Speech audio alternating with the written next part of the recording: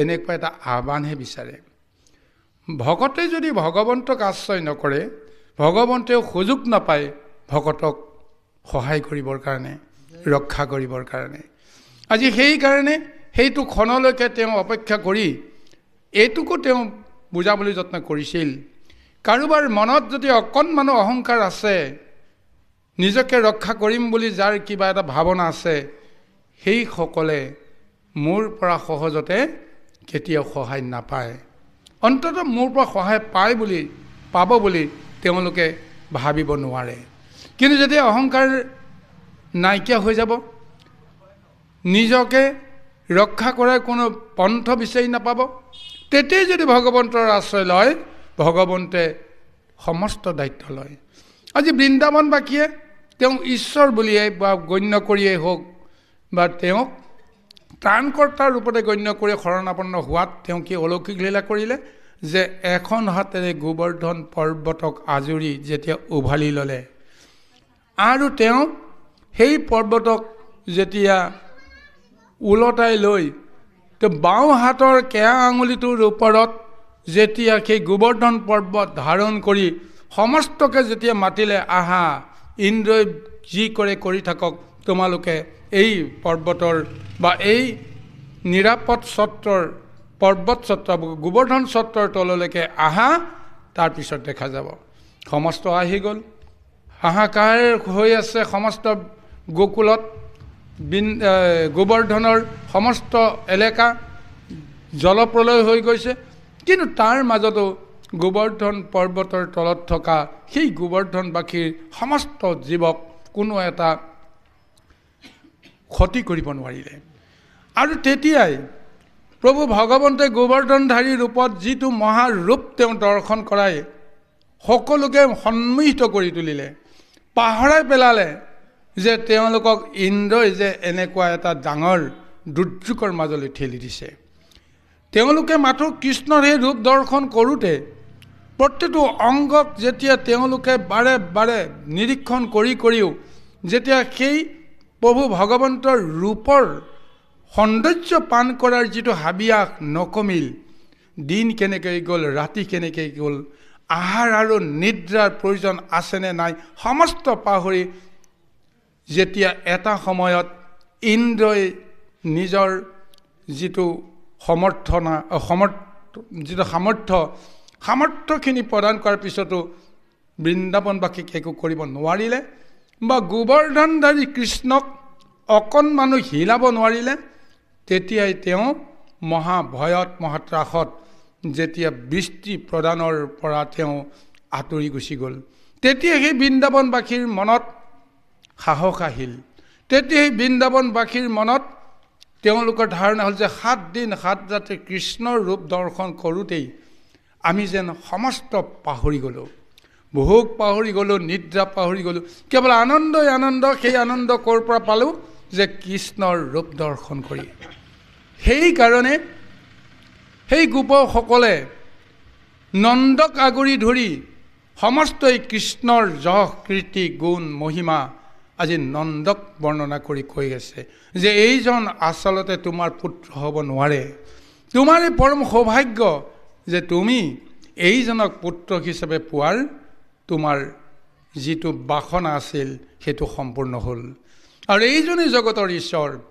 এনেদৰে যেতিয়া নন্দক সকলোৱে পৰিচয় দিয়ালে, নন্দয়ো নিজে আত্মজ্ঞানত চেতনাত তেওঁ বহুদিনৰ পৰাই তেওঁ অনুমানটো কৰি আছিল যে এইজন আচলতে মোৰ পুত্ৰ যে নহয়, এইজন স্বয়ং প্ৰভু ভগৱন্ত নিৰাকাৰ নিৰঞ্জনজন যে হয়, এই ভাৱনা এটা তেওঁ লৈ আছিল। এতিয়া গোকুলবাসীয়ে, বৃন্দাবনবাসীয়ে বা ব্ৰজবাসীয়ে সমস্তে সেই একেটা ভাৱনাকে লৈ এতিয়া সেই কৃষ্ণ যে জগতৰ ঈশ্বৰ হয় তাকেই প্ৰমাণটো কৰিলে। এতিয়া ইয়াৰ পিছত সমস্তই কৃষ্ণ বৰ্ণনা কৰি যেতিয়া ঘৰা ঘূৰি গুচি গ'ল, নন্দও আত্মসন্তুষ্টিত তেওঁ গৃহলৈ ঘূৰি আহিল। আৰু কৃষ্ণই লগে লগে সেই ৰূপ সম্বৰণ কৰি য'ত গোবৰ্ধন ৰৈ আছিল তাতেই পুনৰ সেই গোবৰ্ধনক সংস্থাপিত কৰিলে আগৰ দৰে স্বাভাৱিক জীৱন যাত্ৰা এটা চলিবৰ কাৰণে তেওঁ উপদেশ দিলে চলাবৰ কাৰণে উপদেশ দিলে আৰু ইয়াৰ পিছত এতিয়া ইন্দ্ৰৰ অৱস্থানো কি হ'ল এই ইন্দ্ৰৰ এটা স্বৰূপ এতিয়া বৰ্ণনা কৰিবৰ কাৰণে এতিয়া ভাগৱতত এনেকুৱা এটা মহাবৰ্ণনা দিছে কিন্তু এইখিনিতে আমি ক'ব লাগিব গুৰুসকল ইন্দ্ৰই কি নাজানে যে কৃষ্ণ যে নন্দপুত্ৰ কৃষ্ণ যে জগতৰ ঈশ্বৰ হয়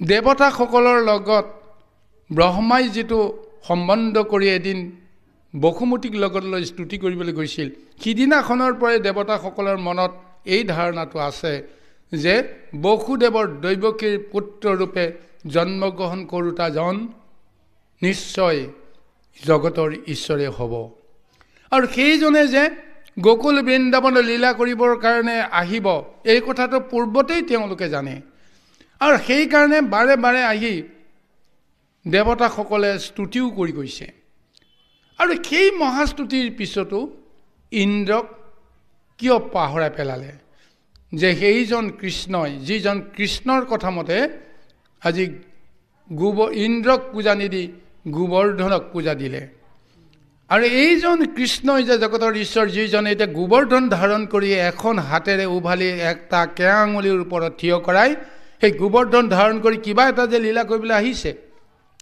কিন্তু এইখিনি সময়তো ইন্দ্ৰৰ মনত সেই চেতনাটো নাহিল যে মই কাৰ বিৰুদ্ধে এইখন যুদ্ধ কৰিবলৈ গৈছোঁ যে জগতৰ ঈশ্বৰ প্ৰভু ভগৱন্তৰ বিৰুদ্ধে এইখন যুদ্ধ কৰিবলৈ গৈছোঁ কাৰণ ইয়াত সম্পূৰ্ণ ভগৱন্তৰ কৃষ্ণৰ বাঞ্ছা আছে সেইকাৰণে লীলা কৰিছে ইন্দ্ৰৰ লগত লীলা কৰাৰ আৰু মহত্ব আছে যে কিয় তেওঁ ইন্দ্ৰক এনেদৰে মতিভ্ৰম কৰিব লগা হ'ল কিয় তেওঁ সমস্ত জনাৰ পিছতো নজনা এটা অৱস্থালৈকে তেওঁক লৈ গ'ল তাৰো নিশ্চয় পাৰমাৰ্থিক বিচাৰ বিশ্লেষণ পদৰ মাজেৰে নিশ্চয় আনিব পৰা যাব আহক আমি পদৰ মাজলৈ কিছু দূৰ আগুৱাই যাওঁ আৰু পদৰ লগত আমি সম্বন্ধ ৰাখিয়েই এই সমস্ত তত্ত্ব যিমান পাৰি সম্ভৱ আমি আলোচনা কৰিবলৈ প্ৰযত্ন কৰিম কৃষ্ণ হীৰাম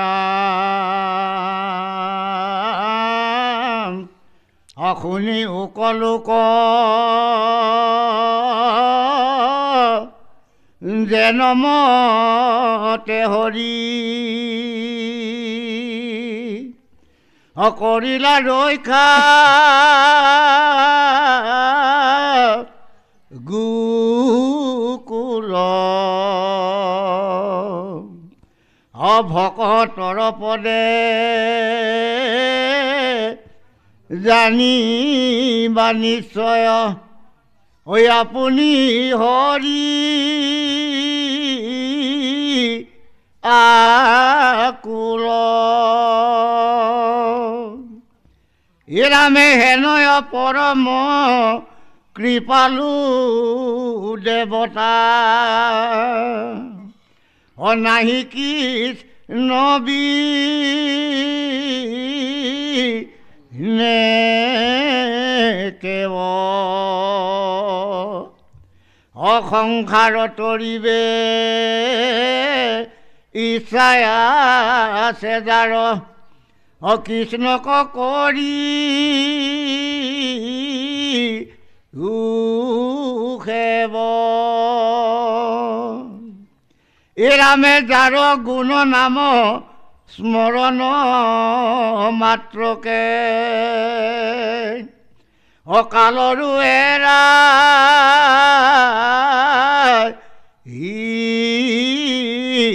হাত আন ঠাইত তাংক খুজিবে নলাগৈ অহিয়াত দেখা খাত এৰামে যাহাৰ স্মৰণে মহাপাপীগণে অতেখন মাত্ৰ কেতৰে হেন হৰি নাম কুশত আচন্তে সংসাৰ সাগৰে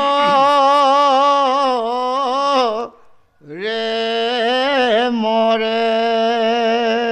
এতিয়া মহাভাগৱতৰ জৰিয়তে মহা উপদেশ আমাৰ সৰ্বজন মায়াত মোহিত হৈ থকা সকলক এই জ্ঞানটো দিবলৈ গৈছে যে প্ৰভু ভগৱন্তে গোকুলত যেনেকৈ সমস্ত লোককে ইন্দ্ৰৰ গ্ৰাসৰ পৰা ৰক্ষা কৰিবৰ কাৰণে নিজে প্ৰযত্ন কৰে, তদ্ৰূপ প্ৰভু ভগৱন্তেও সেই ভকতৰ পদধূলা অকণমান পাবৰ কাৰণে তেওঁ সদায় বাঞ্ছা কৰে। আৰু সেই প্ৰভু ভগৱন্তৰ ভকত কেতিয়া হ'ব পাৰিব? তেওঁক যদি একান্তভাৱে বুজিব পাৰিব, একান্তভাৱে ভজনা কৰিব পাৰিব, তেওঁৰ বাহিৰে গোটেই সংসাৰক অসাৰ বুলি গণ্য কৰি, সেইজনকে সাৰ বুলি গণ্য কৰি, সেইজনক কোনো ক্ষণতে হৃদয়ৰ পৰা স্মৰণৰ পৰা কেতিয়াও আঁতৰ কৰিব নোৱাৰে। সেইজনকেই প্ৰভু ভগৱন্তে ভকত বুলি কয়। আৰু সেইজনৰ এটা পদধূলা অকণ পাবৰ কাৰণেও প্ৰভু ভগৱন্তে হাবিয়াস কৰি থাকে। গতিকে সেইকাৰণে ভকতৰ যিটো মহাৰূপ, সেইটো ৰূপ আমি কেনেকৈ চিনি পাম? আজি এতিয়া ভকত বনাবৰ কাৰণে প্ৰভু ভগৱন্তে অহৰহ চেষ্টা কৰি আছে। ভগৱন্তৰ দৃষ্টিত জ্ঞানত তেওঁ সদায় এটা দিশ নিৰীক্ষণ কৰি থাকে। যিজনে তেওঁৰ নাম ভুলে শুদ্ধে এবাৰ হ'লেও উচ্চাৰণ কৰি তেওঁক অকণমান প্ৰাৰ্থনা কৰিবলৈ প্ৰযত্ন কৰে, সেইজনে মায়াত যেনেকৈ দ্ৰৱীভূত হৈ নাথাকক কিয়, সেইজনক তেওঁ ভকত বুলি তেওঁ অন্তৰৰ সৈতে মানি লয়। মানি লোৱাৰ পিছত তেওঁ চিন্তা কৰে যে মোৰ ভকতৰ কোনো দুখাদুখ থাকিব নোৱাৰিব। যদিহে তেওঁৰ কামনাতে হওক বা বাসনাতে হওক বা বিষয়তে হওক কিবা নহয় কিবা এটা প্ৰকাৰে অন্তৰত তেওঁৰ কিবা মল আছে, ভগৱন্তে তেওঁ লীলাৰ মাজেৰে সেই ভকতৰ অন্তৰৰ পৰা মলখিনি দূৰ কৰিবৰ কাৰণে তেওঁ সদায় প্ৰযত্ন কৰে। কাৰণ ভকতক শুদ্ধ কৰিবৰ কাৰণে তেওঁৰ মনৰ পৰা মল আঁতৰাবই লাগিব। এই কৰ্মটো প্ৰভু ভগৱন্তে কেনেকৈ কৰে? ভকতক নানান ধৰণৰ কৰ্ম দুখত পেলাই তাৰ পৰা এটা শিক্ষা ল'বৰ কাৰণে তেওঁ এটা সুযোগ দিয়ে।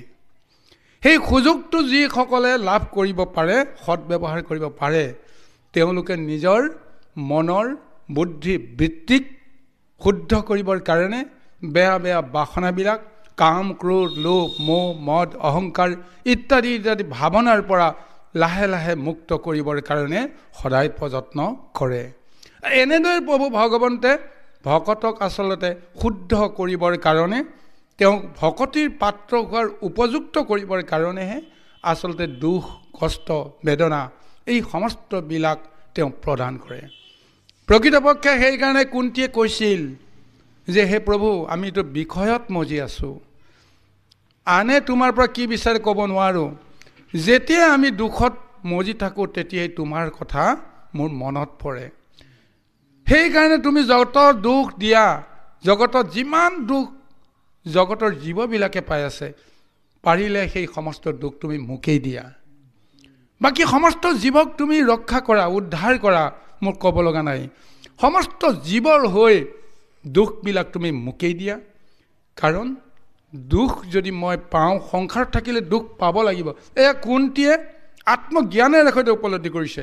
জন্মদিনাখনেই আমি দুখ সহ্য কৰি এই সংসাৰলৈকে আহিছোঁ, আৰু মৃত্যুৰ দিনাখনো মই যন্ত্ৰণা লৈ যাব লাগিব। যদিহে গোটেই জীৱনটোত মই তোমাক চিনিব নোৱাৰিলোঁ, তোমাক খুজিব নোৱাৰিলোঁ, তেতিয়াহ'লে অন্তিম ক্ষণতো মই যন্ত্ৰণা লৈ যাব লাগিব। গতিকে হে প্ৰভু, যন্ত্ৰণা লৈ যোৱাত মোৰ অসুবিধা নাই, কিন্তু তোমাৰ নাম স্মৰণ কৰাৰ শক্তিটো মই যেন হেৰুৱাই নেপেলাওঁ। তাৰ কাৰণে কুন্তীয়ে সেই তেওঁ প্ৰাৰ্থনা কৰিছিল। তদ্ৰূপ আজি প্ৰভু ভগৱন্তেও সেই গোপসকলক ৰক্ষা কৰাৰ স্বাৰ্থতেই তেওঁলোকক এনেদৰে মনৰ পৰা যিখিনি মায়া অহংকাৰ দূৰ কৰিবৰ কাৰণে বাৰে বাৰে দেৱতাসকলৰ জৰিয়তে বা দৈত্যসকলৰ জৰিয়তে এনেদৰে তেওঁলোকক ভয় শংকা এইবিলাকৰ মাজেৰে উপলব্ধি কৰাবলৈ যত্ন কৰে। যে ভয় আৰু শংকাই আমাক কেতিয়াও ক্ষতি কৰিব নোৱাৰে, কাৰণ মোৰ লগত আছে ঈশ্বৰ, মোৰ লগত আছে কৃষ্ণ। সেইজন কৃষ্ণক এতিয়া ভাগৱতৰ জৰিয়তে কৈছে বাহিৰত বিচাৰি লাভ নাই, অন্তৰত থকা সেইজন কৃষ্ণক স্মৰণ কৰিলেই সম্ভৱ হয়। গতিকে কৈছে যাৰ গুণ নাম স্মৰণ মাত্ৰকে কালৰো এৰাই হাত, আন ঠাইত তাংক খুজিবে নলাগৈ হিয়াতত দেখা সাক্ষাৎ।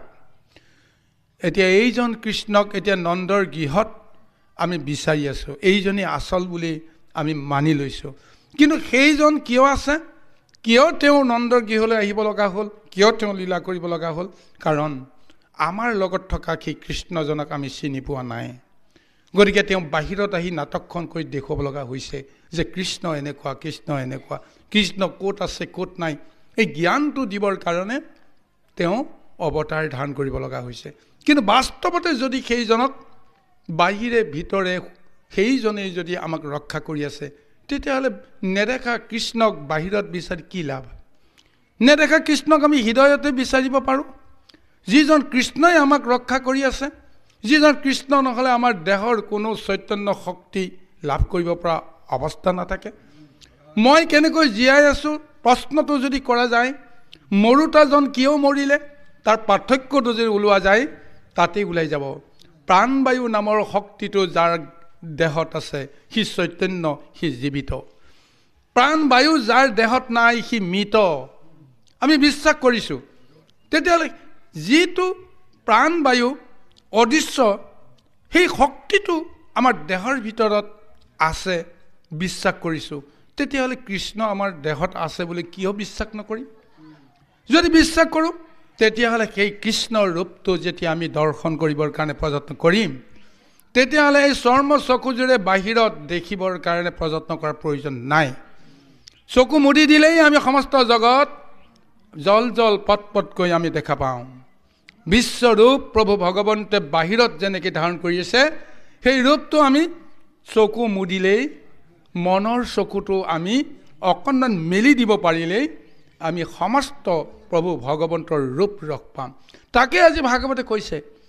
এতিয়া নন্দ যশোদাক তেওঁ মহাকৃপা কৰিছে, গোকুলবাসীক মহাকৃপা কৰিছে, তেওঁ লীলা কৰিছে।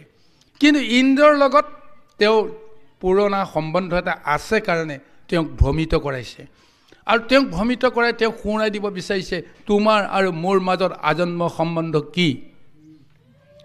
যে এটা সময় তুমি মোক স্বৰ্গ ৰাজ্য তুমি আধা দান দি থৈছিলা, আজি সেইজনে আজি মই ইয়াত দাপৰত জন্মগ্ৰহণ কৰিছোঁ। গতিকে তুমি মোক চিনি পাব লাগিব। জগতৰ ঈশ্বৰ বুলি চিনি পোৱাৰ লগতে তোমাৰ লগত যে সেই সত্য যুগতে ব্ৰাহ্মণৰ লগত বামন ৰূপত জন্মগ্ৰহণ কৰাৰ সময়ত, বলি চলনা কৰাৰ সময়ত তুমিতো গোটেই সম্পদখিনি মোকেই এৰি দিছিলা, মোকেই স্বৰ্গৰ ৰাজ্য তিনি তৈলোকৰ ৰজা হিচাপে তুমি মোক সমৰ্পণ কৰিছিলা। তাৰপিছত মই তোমাক জ্যেষ্ঠ বুলি জ্ঞান কৰিয়েই কশ্যপৰ নন্দন দেৱতাসকল, ইন্দ্ৰ হ'ল সবতকৈ জ্যেষ্ঠ, আৰু মই একেবাৰে কনিষ্ঠ ৰূপত জন্মগ্ৰহণ কৰিলোঁ। সেইকাৰণে মই ক'লোঁ যে জ্যেষ্ঠজন থাকোঁতে মই কেতিয়াও ৰজা হ'ব নোৱাৰোঁ, তুমিয়ে ৰজা হোৱা। তেতিয়া তুমি কি অংগীকাৰ কৰিছিলা?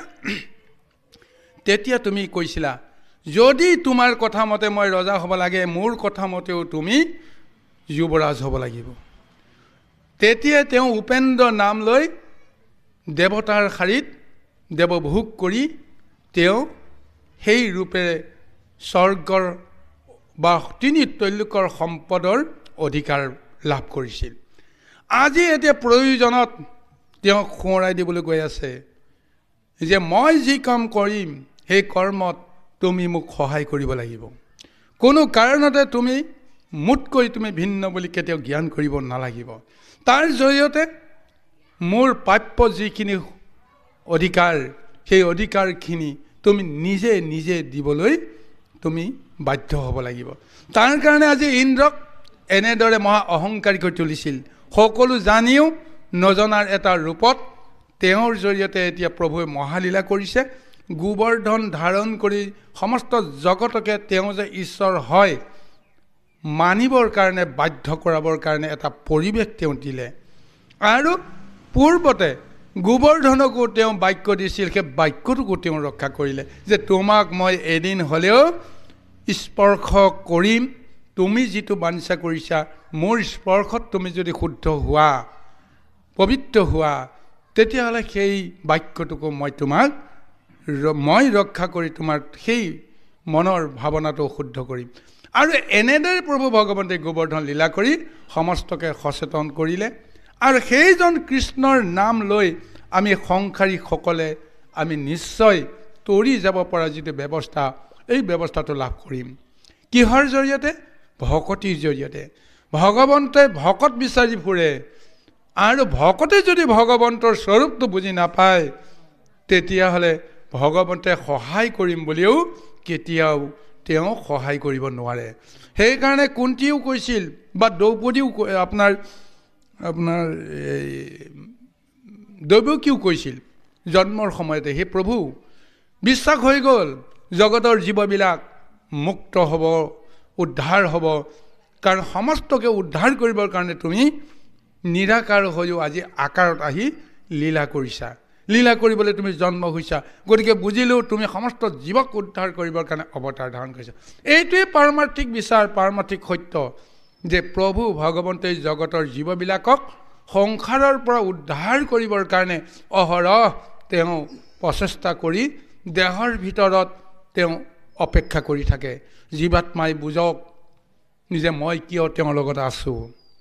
কিন্তু জীৱাত্মাই যদি ভকত হ'ব নোৱাৰে, জীৱাত্মাই বুজিব নোৱাৰে যে ভগৱন্ত মোৰ লগত কিয় আছে। এই যন্ত্ৰণাকাতৰ দেহত মোৰ লগতেতো তেওঁতো যন্ত্ৰণা পাই আছে।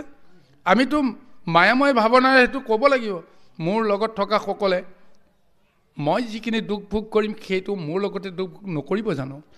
কিয় ইমান দুখ বেদনা মাজতো, কষ্টৰ মাজতো, চিৎকাৰ কৰি থকাৰ সময়তো, নৰকৰ যন্ত্ৰণা উপভোগ কৰি থকা সময়তো ভগৱন্তে এৰি থৈ কিয় যোৱা নাই? এই নাৰকী দেহত তেওঁ কিয় কি আশা কৰি ৰৈ আছে? অন্ততঃ আমি আধ্যাত্মিক দৃষ্টিত এই দৰ্শনটো যদি ল'ব পাৰোঁ, তেতিয়াহ'লে সেই ভগৱন্তৰ বাহিৰে আমি একো কথাই ভাবিব নোৱাৰিম। এই অৱস্থালৈকে আমি আহিব পাৰিব লাগিব। কৃষ্ণ। হেৰা এ নাহি শিকা টকা অব্যয়কায়ক লেখ অভকতি তয়ে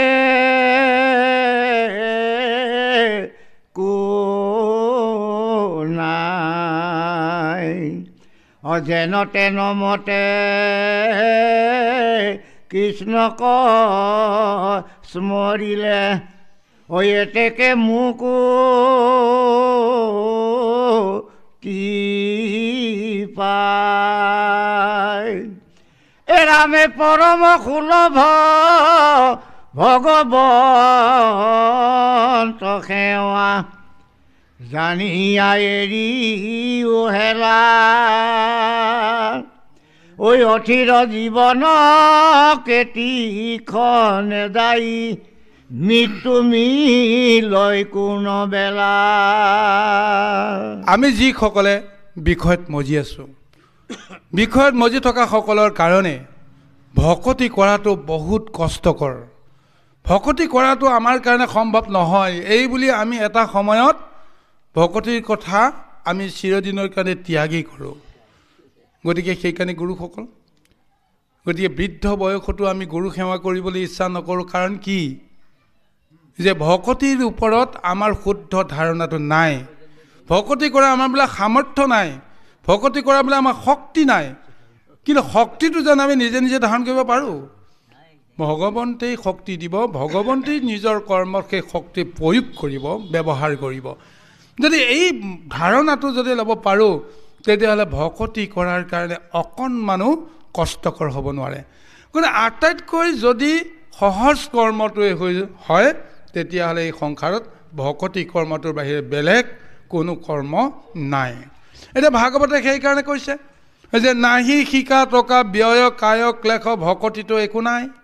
ভকতি কৰিবৰ কাৰণে টকাও নালাগে, পইচাও নালাগে, আৰু যিটো দেহৰ যিটো কষ্ট সেইটোও নাই। গতিকে ভকতিৰ কিমান এক শুদ্ধ মত। কেৱল কৃষ্ণক স্মৰণ কৰা, কৃষ্ণক স্মৰণ কৰাৰ লগে লগেই তুমি সংসাৰৰ পৰাই মুক্তি পাই যাবা। যিখন সংসাৰত আমি কেতিয়াও মুক্তি পাম বুলি ক'ব নোৱাৰোঁ, কাৰণ যেতিয়ালৈকে চিঞৰি বাখৰি যন্ত্ৰণাকাতৰ নৰকৰ এক পৰিৱেশৰ মাজেৰে জীৱনটো যেতিয়া কটাই কটাই শেষ কৰিম, আমি কেতিয়াও ক'ব নোৱাৰিম যে আমি সংসাৰৰ পৰা মুক্ত হ'লোঁ। নাই, এইটো দেহৰ পৰা গুচি যোৱাৰ পিছত আৰু এটা নাৰকী দেহলৈকে আমাৰ জীৱ আহিব লাগিব। কাৰণ অন্তিম মুহূৰ্তত আমাৰ আশা আকাংক্ষাবিলাকে আমাৰ মন বুদ্ধিক এনেকৈ ভ্ৰষ্ট কৰি তুলিলে যে আৰু বাসনা কৰে, এই জনমত যিটো কৰিব, যিটো ভোগ কৰিব নোৱাৰিলোঁ, যেন অহা জনমত মই আকৌ ভোগ কৰিম। এই বাঞ্ছাটো অহাৰ কাৰণে ভগৱন্তৰ ধৰ্মৰ যি তোলাচনীত বিচাৰ হয়, তুমি পাপ কিমান কৰিলা, পুণ্য কিমান কৰিলা, তাৰ হিচাপটো হয় তুমি সংসাৰতে থাকিবা, কিন্তু যদি পাপ কৰিছা তুমি নৰক ভুঞ্জি পেলাই সংসাৰলৈকে তুমি আকৌ আহিব লাগিব। যদিহে তুমি পুণ্য অৰ্জন কৰিছা, তেতিয়াহ'লে তুমি কিছুদিন পুণ্য ধনখিনিক লৈ তুমি পিকনিক খাবলৈ যোৱা স্বৰ্গত। দুদিনমানৰ পিছত ধনটো যেতিয়া নাইকিয়া হ'ব, তাৰ পৰা তুমি আকৌ গুচি আহিব লাগিব, আকৌ সংসাৰত তুমি মজিব লাগিব। কিন্তু যদিহে তুমি ভাবা যে কৃষ্ণক ভকতি কৰি যদি কৃষ্ণৰ স্বৰূপটো উপলব্ধি কৰাৰ লগতে নিজৰ স্বৰূপটো উপলব্ধি কৰা, মই কোন, মই বিষয় ভোগ কৰোঁতা, মোৰ বিষয় বাঞ্ছা কৰোঁতা, মোৰ কি অধিকাৰ আছে, যিটো দেহত মোৰ নিজৰে অধিকাৰ নাই, যিটো দেহ মই নিজে নিজে কেতিয়াও সৃষ্টি কৰা নাই, লোকৰ দেহত মই আজি অহংকাৰ কৰি আছোঁ মই বুলি, মাতৃয়ে দিয়া বুলি আমি এটা ধাৰণা কৰিব পাৰোঁ। তেতিয়া মাতৃয়ে পিতৃ যদি যাৰ সহায়ত দেহটো লাভ কৰিছোঁ, যে তেওঁলোককেতো আমি তেওঁলোকৰ কাৰণেতো দেহটো আমি সম্পাদন কৰিব পাৰিব লাগিব। তেওঁলোকৰ সমস্ত আশা আকাংক্ষা পূৰাবৰ কাৰণে আমি সমস্ত দেহটো জীৱনটো আমি তেওঁলোকৰ নামত উৎসৰ্গা কৰিব পাৰিব লাগিব। যদিহে ভাবোঁ যে ভগৱন্তই আমাক ৰক্ষা কৰি আছে, তেতিয়াহ'লে এই দেহটোক ভগৱন্তৰ নামতেই আমি উৎসৰ্গা কৰিব লাগিব। তাৰ বিপৰীতে আমি পিতৃ মাতৃৰ বাঞ্ছাও পূৰণ নকৰোঁ আৰু ভগৱন্তৰ কথাও কোনোদিন আমি কামনা নকৰোঁ, তেতিয়াহ'লে আমি কেনেকৈ এইখন সংসাৰৰ পৰা মুক্তি পাম? কিন্তু ভাগৱতে কৈছে যে ভকতিৰ সমান সুলভ কৰ্ম এই সংসাৰত নাই। যদি টকা নালাগে, পইচা নালাগে, কেৱল স্মৰণ কৰিব লাগে। কিন্তু এই স্মৰণৰ ভাৱটো কেতিয়া শুদ্ধ হ'ব? যেতিয়া তোমাৰ জ্ঞান শুদ্ধ হ'ব, তোমাৰ দৃঢ় বুদ্ধিৰে তুমি নিশ্চয় ভগৱন্তক বিশ্বাস কৰিব পৰা হ'ব লাগিব, হয় যে সেইজনেই সৰ্বময় শ্ৰেষ্ঠ, তেওঁৰ অবিহনে মই কেতিয়াও থাকিব নোৱাৰোঁ। গতিকে সেইজনৰ নিজকে সমৰ্পণ কৰাৰ ভাৱনা যেতিয়া আহিব, তেতিয়া বিষয়ৰ সমস্ত ভাৱনাও লাহে লাহে দূৰ হৈ গুচি যাব। গতিকে সেই সময়ত কোনো কাৰণতে তেওঁক ভগৱন্তে কৃপা নকৰোঁ বুলি থাকিব নোৱাৰে। সেইকাৰণে কৈছে পৰম সুলভ হ'ব ভগৱন্ত সেৱা, জানিয়া এৰিও হেলা। ভগৱন্ত যিজন লগতে আছে তেওঁক পাবলৈ ইমান সহজ, তেওঁৰ নাম ল'লেই হৈ যায়। এই জ্ঞানটো আমাক গুৰুৱে দিছে, শাস্ত্ৰই দিছে, দৰ্শনে দিছে যে ঈশ্বৰৰ নাম লোৱা, ঈশ্বৰে আমাক ৰক্ষা কৰি আছে। তেতিয়াহ'লে আমি সেই দৃঢ় বিশ্বাসটো ল'লে একেবাৰে সুলভ ভগৱন্তৰ নাম লোৱা, ভগৱন্তক ভজনা কৰা। এইটো দেহ থকালৈকেহে আমি ঈশ্বৰৰ চিন্তা কৰিব পাৰিম। এইটো দেহ থকালৈকে আমি বিষয়ৰ ভাৱনাৰ কথা, আকাংক্ষাৰ কথা আমি ভাবিব পাৰিম। কিন্তু দেহটো যদি আজি আছে কালি নাই, আমিতো ক'ব নোৱাৰোঁ যে আমি 100 বছৰ জীয়াই থাকিম। আমি ক'ব নোৱাৰোঁ যে মই কাইলৈকে মই এইখিনি কৰ্ম মই নিজেই কৰিম, মই কেতিয়াও অহংকাৰ কৰিব নোৱাৰোঁ। যিকোনো মুহূৰ্ততে আমাৰ এই অথিৰ জীৱন, নশ্বৰ দেহ নিমিষতে জড় হৈ পৰিব। তেতিয়া কাক লৈ তুমি কৰ্মখিনি কৰিবা? সেইকাৰণে ভাগৱতে কৈছে যে মৃত্যুৰ নামত জীৱনৰ সমাপ্তি যিকোনো সময়তে হ'ব পাৰে। যদিহে আত্মজ্ঞান উপলব্ধি কৰিবৰ কাৰণে অকণমানো তুমি সময় পোৱা, সেইকণ সময় তোমাৰ শেষ সময় বুলি যদি জ্ঞান কৰা, তেতিয়াহ'লে সেইকণ সময়তো তুমি মহামুক্তি পাবা। যেনেকৈ শতাংগ ৰজাই মৃত্যুৰ ক্ষণতহে তেওঁ উপলব্ধি কৰিছিল, জানিব পাৰিছিল যে আৰু মাত্ৰ 2 দণ্ডহে সময় আছে। এতিয়াও মই স্বৰ্গলোকত আছোঁ, মই মৰ্ত্যলোকৰ জীৱ, মই স্বৰ্গলোকত দেহ ত্যাগ কৰাৰ অধিকাৰ মোৰ নাই, মই পুনৰ মৰ্ত্যলোকলৈ আহিব লাগিব। সেইকাৰণে দেৱতাসকলে তেওঁক সোঁৱৰাই দিছে, যোৱা, এতিয়া আৰু তুমি আমাৰ লগত থাকিব নালাগে। তাৰপিছতে কৈছে যে ইমান যুগ মই তোমালোকৰ লগত থাকিলোঁ, তোমালোকক ৰক্ষা কৰিলোঁ, এতিয়া মোক কিয় পঠাইছা? মই গৈ পৃথিৱীত কিমান দিন আৰু পাম? দেৱলোকে সিদ্ধান্ত কৰি দিছে যে 2 দণ্ড মাত্ৰ আছে। তেতিয়া এই 2 দণ্ডৰ সময়ত এতিয়া মই কি কৰিম? তেতিয়া কৈছে যে এই 2 দণ্ডৰ সময়তে তুমি যি কৰা কৰা, তুমি 2 দণ্ডৰ সময়তে যদি ধৰাৰ পৰা মৰ্ত্যৰ পৰা পুনৰ যদি স্বৰ্গ বা বৈকুণ্ঠলৈকে আহিব পাৰা, আহি যাবা। কিন্তু এইটো দেহ লৈ, নশ্বৰ দেহটো, মায়া দেহটো লৈ তুমি স্বৰ্গত থাকিব নোৱাৰা, তুমি যোৱাগৈ।